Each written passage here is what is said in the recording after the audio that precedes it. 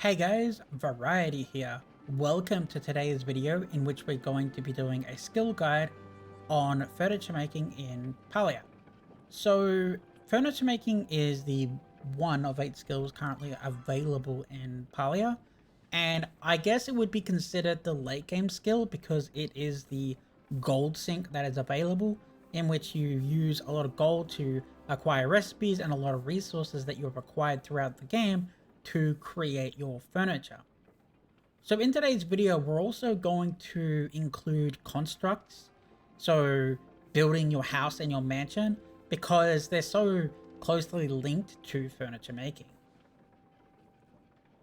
So everything furniture making is located either at Tisha's store. You can walk in her store and find it rotating offers in her store. You can also go to her register and buy stuff out of the register. And you can also talk to Tish herself.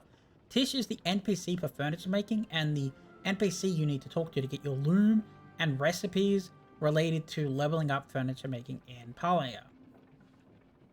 Okay, so let's have a look at creating your first piece of furniture. So let's go over to your crafting bench, which everybody should have. Initially, you're going to be at level 1. All you need to do is craft any item just a couple of times with some wood, and you'll level up to level 2, level 3 pretty quickly. When you level up to level 2, level 3, you'll get your loom, and you'll see other recipes unlock. Don't worry about not seeing many recipes at the start. So when you're in your crafting menu, you're going to see these little green ticks. What this means is that you've already created this item before. And if you've already created an item before, you will not get inspiration. So inspiration will allow you to select 1 of 3 new items to gain the recipe, then you can make the new item. So when you're doing your furniture making in Palia, I don't recommend farming wood and, mass producing the same item 100 times, aside from maybe getting level 2 or level 3 to unlock your loom, because you get a lot of XP from crafting. So I'm going to craft an item here. And if there are any other recipes from the Homestead series that I don't have, it will give me inspiration. There we go. Now I can pick 1 of 3 items. So let's pick the lamp. There we go. Homestead land standing lamp. So when you create an item, it's going to give you inspiration of the same series. So when you create a higher item, it's going to give you inspiration for that. What this means is that you can't farm low tier stuff and hope to get a bunch of high tier recipes. It doesn't work like that. Okay, so now that we've crafted our first item, let's go over to the modification bench. So this is the modification bench. So in here, you can use your modification items that you get from Tish's register, and you can change the color of the different items that you have built. What this means is that you'll have many more options when it comes to building and, setting up styles and stuff like that. So that covers the basics of the furniture section. I just want to touch on this. So furniture doesn't weigh anything, okay? So you're able to place down lock boxes. I have something in here that I shouldn't have. But you're able to put all of your furniture in your lockbox because it doesn't weigh anything. And what this does is it means you don't have to have like hundreds of furniture in your main tab. You can just hit your second tab and pull them all out of here. The only downside is that you can't use them while they're in here. You have to pull them out before you're able to put them down. Okay, so what we're going to do is we're going to go inside and have a look at some of the stuff that I've pre-built. And we're going to talk about some of the construction, like painting your walls and painting your floor. So you might notice that these walls out here are actually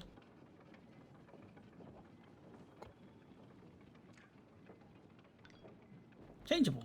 So initially they're white, but if you buy one of these from Tish's register, you can actually color all of your walls with the same one. So don't go around buying tons of them. You can also do your inside walls, as you can see. The inside walls and the outside walls are exclusive from each other. So you can do your outside wall one color, for example, as I just did. And you go inside, see? Different color, which is really cool. You can also do the floors. You can change all of your floors throughout your house. So in here, I have the kitchen, and the kitchen actually has usable items. For example, I can use the oven to create items. Over here, I can use stoves to create more items. Side note, you can invite other people into your instance, into your house, and have them craft food with you. Everybody who puts a recipe in, puts an ingredient in, apologies, will actually get the full loot. So inviting people into your house to show it off and cook together is actually something you're encouraged to do in Palia. So over here we have some high tier items that I'm just working on. This is kind of what a set looks like. Here is some of the achievements that I have in Palia. So this here is, this is mostly, I think it's mostly or all from one set of like low tier items. I crafted this to show you that you can craft, you know, decent rooms and decent bedrooms with lower tier stuff. It's okay, and this mostly uses low tier wood.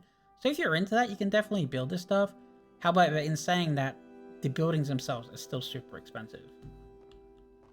So this stuff over here, as you can see, it looks more demonic and has like purple and black. This is much more expensive stuff. And I believe the most expensive tier is this item here. So let's put it on the wall. So this is the dragon tide stuff. Super expensive. So let's have a look at moving your items around. So if I use control, I can move items around. So let's grab this clock and move it. Grab the clock and move it back. So if you put something on a bench and then grab the bench and move it, it'll actually grab everything that's on the bench and move it with it, which is actually really cool. You can see the grid system, which is very helpful. Something you might not know though is when you start the game and you unlock a building, every building has one of these lamps. You can actually pick them up. You don't need a light in your room. They just come with the building. So once we walk through here and come down to this side, you're going to see that this one here, this is a small room. This, no, sorry, apologies. This is a medium room. This is a large room. This is a small room. So that's the sizes that you would expect. If you want the fireplace, you actually have to build the fireplace as well. So let's walk outside of the house and go into full mode. So when it comes to constructing your house, you can move them around. So for example, let's do this. I can grab the middle one and I can move more, but I'm not going to do that because the trees are there. But what I can do is I can do this. If we move this, get it out of the way, move this, I can actually attach my building. So when you grab the building, see these dots? It means where you can attach your buildings to. Like for example, I can put the medium on the back of an S and use it as a hallway. Or I can grab the M and connect it to the other M and then keep connecting down like this if I want and build like a long hallway. Now if I close the menu and go back in, you'll see that the house has moved. So yeah, now obviously it's a bit weird because I wasn't intending to do it like this, but you can easily move your house around and create extra, extra layouts like this. You can also open up your menu and create another slot in which you can do a whole new layout, but it's really expensive, so I wouldn't necessarily recommend doing it. Okay, so I think that covers basically everything you need to know to get you started in, construction and for your furniture making guide for Palia. I just want to finish up by really emphasizing the cost. I believe these constructs here have cost me about 60 or 70,000 gold just for the buildings itself. That's not including the recipes it took to cook, the time, or any of the elements that are inside the house. So this really is expensive, and I do recommend that you find a good way to make money and set up an economy before you start construction. Otherwise, you're going to hit a wall extremely fast. Anyway, that's it for today's video. Thanks for watching, guys.